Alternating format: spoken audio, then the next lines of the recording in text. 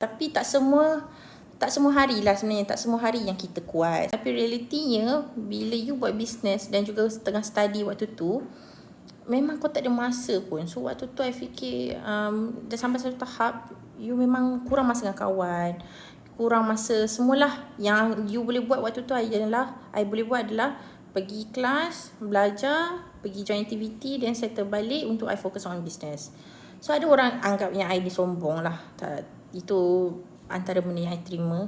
Tapi sebab setiap pilihan tu ada harganya. So aku fokus lah kan. Sebab waktu tu fikir untuk masa depan je. Untuk fikir untuk apa yang nak dicapai pada masa depan, instead of keseronokan pada ketika itu. So situlah bermulanya fasa tak banyak kawan sebenarnya. Dah jadi tak banyak kawan, hilang kawan.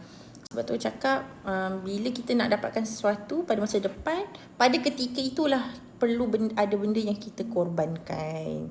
Sebab setiap korban kita tu ada nilai dia. So nilai dia adalah apa yang saya capai sekarang lah.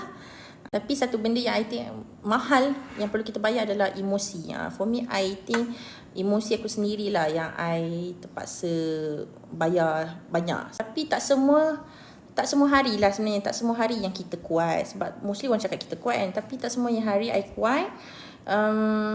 Terpaksa ketepikan rasa letih, terpaksa ketepikan rasa sunyi. Yang itu, sunyi tu I boleh cakap I sangat terasa waktu zaman belajar. But if can, kalau boleh diputar balik masa ataupun untuk diluahkan, adalah I really hope that guys, I okay je kalau you guys ajak I untuk lepak sekali. Cuma I minta maaf sebab I busy ni.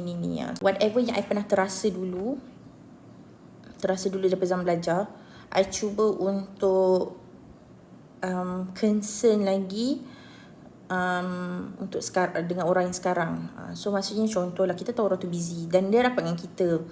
But whatever that I felt before, I don't want others to feel the same.